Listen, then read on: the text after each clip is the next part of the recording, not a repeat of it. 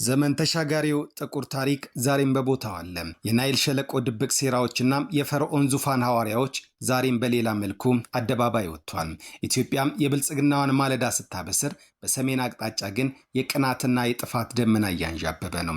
የትናንቱ የቅኝ ግዛት ቅሪት የዛሬው የኤርትራ አገዛዝ ሻዕቢያም የተዳከመች የኮሰመነችና የፈረሰች ኢትዮጵያን የማየት የዘመናት ቅዠቱን እውን ለማድረግ ሌት ተቀን እየተሯሯጠ ነው። ይህ መንግስት ከመሆኑ በሚቀድም ጀምሮ እስከ ዛሬ ድረስ ያለው ብቸኛ ፖለቲካዊም ኬሚስትሪው ሆኖ ሳይሸራረፍም ዘልቋል። ለዚህ ጸረ ኢትዮጵያ ሐሳቤ ማሳኪያ የሚሆን አንዳቸው ከሌላቸው የማይሻሉ አያሌ ነፍጥ አንጋቾች ዓላማ ቢስ አካላትና ቆሙ ቀሮችን እየፈለፈለም እያስታጠቀና እየደገፈ መቆየቱ ገሃድ የወጣ ሐቅ ነው። ሻዕቢያም የራሱ ህዝብ ጣፈንታ አሳስቦት ሳይሆን የጥንቱን የግብጽና የውጭ ኃይሎች የጥፋት ሐሳቤና አጀንዳ ተሸክሞ ለኢትዮጵያ ሁልጊዜ መርዝ እየረጨ ያለ የክፍለ ዘመኑም ፖለቲካዊ የጭንቁ ስለሆነዋል። አብሮ የማደግ አብሮ የመለወጥና የሰላም ፍላጎት ጨርሶ የሌለው ይህ ቡድን በሐሳብ ድርቅ የተመታም ዲሞክራሲ ምን ማለት እንደሆነ የማያውቅ ምርጫን የሚጸየፍ ፓርቲ የሚባል ተቋም ባጠገቡ ያላለፈና ሀገርን በበጀት አስተዳደር ፈንታ በዘረፋ የሚያስተዳድር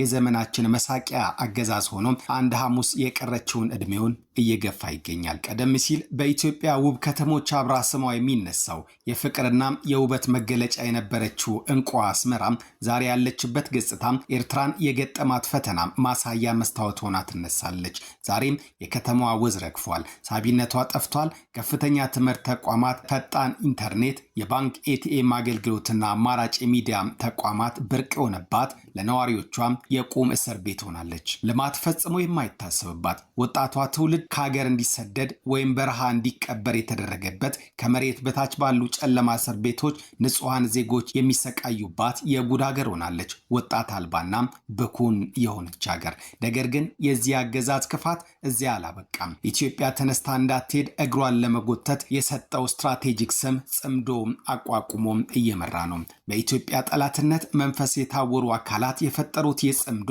እኩይ ጥምረት ንድፈ ሐሳቡም ሆነ ዓላማው አንድነት የሌላቸው በባዕዳንና በባንዳዎች እጅ የተጠነሰሰ አደገኛ የሀገር ማተራመስ ፕሮጀክት ነው። ይህ የክፋት አውታር ትልቁ ምድራዊ ራዕዩና ሰይጣናዊ ትልሙ ኢትዮጵያ ወደ ታሪካዊቷ ቀይ ባህር የመመለስ መብቷንና ህልሟን ለአንዴና ለመጨረሻ ጊዜ ማጨናገፍ ነው። በዚህ እኩይ ጎዳና ግንባር ቀደም ተሰላፊ የሆነው የህወሓት ቆሞ ቀረ ቡድን እኔ የሌለውባት ሀገር አትኑር የሚል የከፋ የጥፋት ቅዠት አንግሶ ዛሬም የባዕዳን ሎሌ ሆኖ ቀጥሏል። ቡድኑ ለውጭ ኃይሎች ፍላጎት ሲል ወጣቱን ለሱዳን ጦርነት እያስጨረሰ ካለው ሰብአዊ ቀውስ ጎን ለጎን የኤርትራን የጨለማ ልምድ በመቅሰም በህግ አራዊት አዋጅ እየታገዘ አፈሳ በማካሄድ የክልሉን ወጣቶች ለደም ድግስ እየማገደ ይገኛል። ክልሉንም ወጣት አልባ የማድረግ እኩይ ተግባሩን ተያይዞታል። የትግራይ ህዝብ በድጋሚ ለእሳት ሊዳርግ የሚፈልገው የህወሓት ቆሞ ቀር ቡድኖች በሀገር ውስጥ ታጥቀው የሚንቀሳቀሱ ራዕይ አልባ ዓላማ ቢሶችና የሱዳን ኃይልን ጨምሮ ኢትዮጵያን ለማተራመስ የተሰለፉ ኃይሎች ሁሉም በአንድ ማዕድ ተሰብስበዋል። ይህ ሁሉ ሴራ ቋጠሮ አንድና አንድ ነው። የሻዕቢያ ቡድንና አጋሮቹ ኢትዮጵያ አሁን የያዘችውን የብልጽግናና የልማት ጎዳና በማስተጓጎል ደካማ ጥገኛና የተከፋፈለች ሀገርን መፍጠር። ትናንትና ሻዕቢያና ወያኔ ከሱዳን ጋር ተባብረው ደርግን ጥለዋል። አሁንም እንደዛ ተባብረን እንጥላለን የሚል ምኞት እንኳን ሻዕቢያና ወያኔና ሱዳን ሌላም ቢጨመር በኢትዮጵያ ሉዓላዊነት ቅንጣት ታክል ስጋት የለም። ቅንጣት ታክል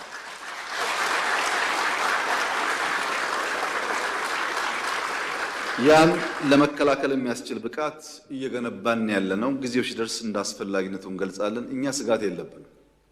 ሰዎች ባረጀ ባፈጀ ስልት ድሮ በሰራ ስልት አሁን ለመጠቀም መሞከር ጠቃሚ አይደለም። ኢትዮጵያ በውጭ ኃይሎች ሴራና በውስጥ ባንዳዎች ከዳተኛ ድምጽ ማትፈርስም። ግብጽ በዘመናት ታሪኳ ያስቀመጠቻቸው እነዚህ የጥፋት መርከቦች በኢትዮጵያ አባቶች ጽናትና በወጣቶች ቆራጥነት ሁልጊዜም ሰምጠዋል። ዛሬም አዲስ አበባ የምትገነባው ኢትዮጵያ የምታድገው በሌሎች ፈቃድ ሳይሆን በራሷ አቅም በልጆቿ ላብና ቁርጠኝነት ነው። የሻዕቢያ ዱልዱም እሳቤና የረሃብና የጨለማ ፖለቲካ ከኢትዮጵያ ብርሃን ጋር ሊወዳደር ፈጽሞ አይችልም። የትናንትናው አሸናፊ ህዝብ ዛሬም የጠላቶቹን ሴራ በአንድነቱ እየሰባበረ ይቀጥላል። ሻዕቢያና በዙሪያው የተሰለፉት የጥፋት ኃይሎች የቱንም ያህል ሴራ ቢጎነጉኑም ወጣቶችን አፍሶ ሰራዊት ቢፈጥሩም የኢትዮጵያን የልማት ጉዞ ማቆም ፈጽሞ አይቻላቸውም።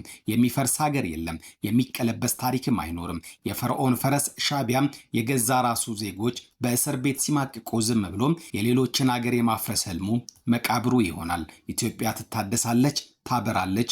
ጠላቶቿ ግን በሰሩት የጥፋት አዙሪት ውስጥ ጠልቆ ይቀራሉ።